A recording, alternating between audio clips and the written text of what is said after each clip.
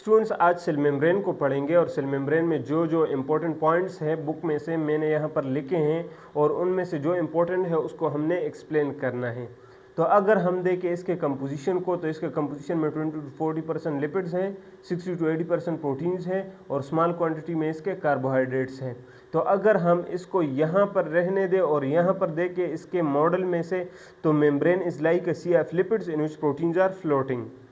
तो यहाँ पर हमारे पास क्या है कि 20-40% लिपिड्स हैं, लेकिन यहाँ पर गिवन है कि membrane is like a sea of lipids, sea of lipids के लिपिड्स का एक समंदर है और यहाँ पर है कि 20-40% लिपिड्स है। तो इसकी वजह क्या है, यहाँ पर इसकी रेशो कम है और यहाँ पर इस तरह बताया जा रहा है जैसे ज़्यादा हो।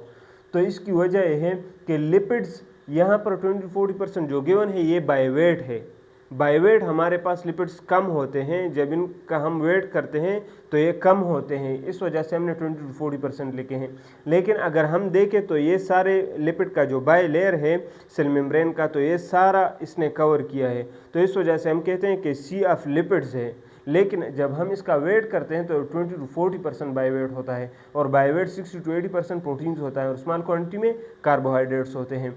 और यहाँ पर अगर हम देखें तो यहाँ पर सिंगर एंड निकलसन 1972 में ये मॉडल उन्होंने दिया था, फ्लूइड मोज़ेक मॉडल। और ये एक्सेप्टेबल क्यों है और इसको हम पढ़ते क्योंकि यहाँ पर इलेक्ट्रॉन माइक्रोस्कोप में जब इसको हमने देखा था तो वहाँ पर जो सेल मेम्ब्रेन का स्ट्रक्चर था तो उसी तरह सिंगर एंड निकलसन ने बताया था, तो इस वजह से हम इसको पढ़ते हैं। और यहाँ पर membrane is like sea of lipids in which proteins are floating, उसमें प्रोटीन्स फ्लोट कर रहे हैं।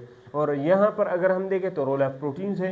प्रोटीन्स के कौन कौन से रोल है, अरेंजेस ग्लोब्स, ग्लोब्स मतलब कि वो ग्लोब्स की शक्ल में वो प्रेजेंट होते हैं, शीट्स की फॉर्म में नहीं होते। Intrinsic extend through a lipid, intrinsic हम उसको कहते हैं जो कि अंदर की तरफ होता है। तो लिपिड का बाय लेयर है, इसमें से अंदर की तरफ सारे लिपिड बाय लेयर में क्या होता है, कौन सा प्रोटीन, इंट्रिंसिक प्रोटीन।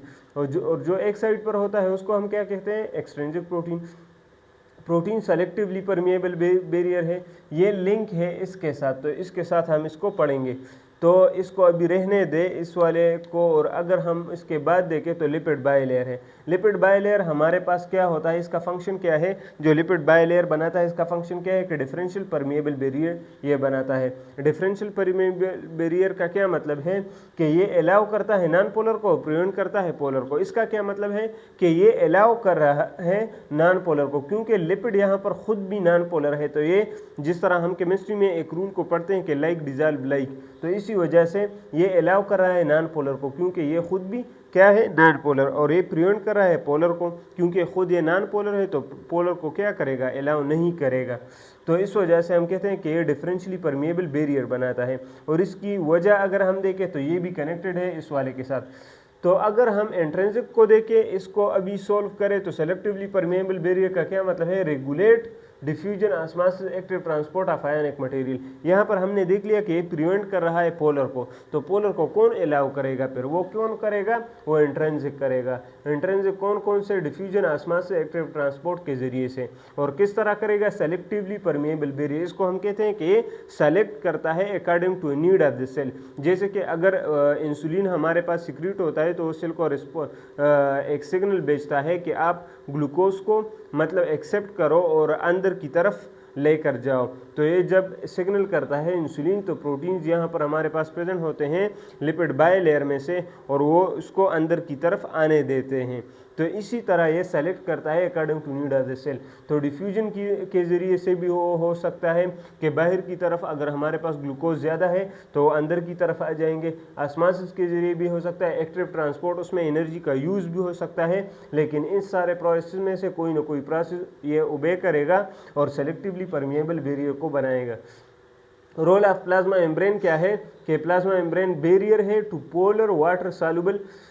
ये जो पोलर है हमारे पास, जो पोलर मटेरियल्स है जो कि वाटर में सॉल्युबल है, ये उसको क्या करता है, ये प्रिवेंट करता है, उसको अलाउ नहीं करता कि आप बाहर की तरफ वो जाने नहीं देता उसको, पोलर को, कि वो वाटर में सॉल्युबल है।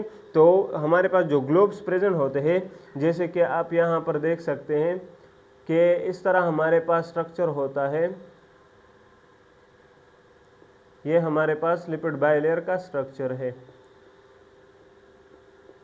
तो यहाँ से ये अंदर की तरफ है और ये बाहर की तरफ। प्लाज्मा मेम्ब्रेन है। तो अंदर की तरफ जब यहाँ पर वाटर सॉल्युबल चीज़ें आएंगी तो ये उसको अट्रैक्ट करेगा, क्योंकि यहाँ पर ये जो बबल्स बनाए हुए हैं तो ये हाइड्रोफिलिक लिपिड लेयर है।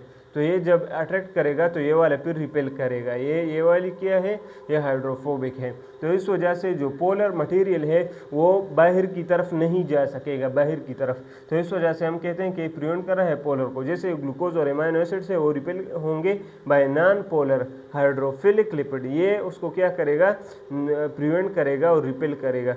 Prevent aqueous medium to escape, क्योंकि इसकी वजह क्या है कि अंदर की तरफ जो एक्वस मीडियम बना हुआ है वो एस्केप न कर सके। तो यही हमारे पास वजह थी, ये सारी हमने पढ़ ली।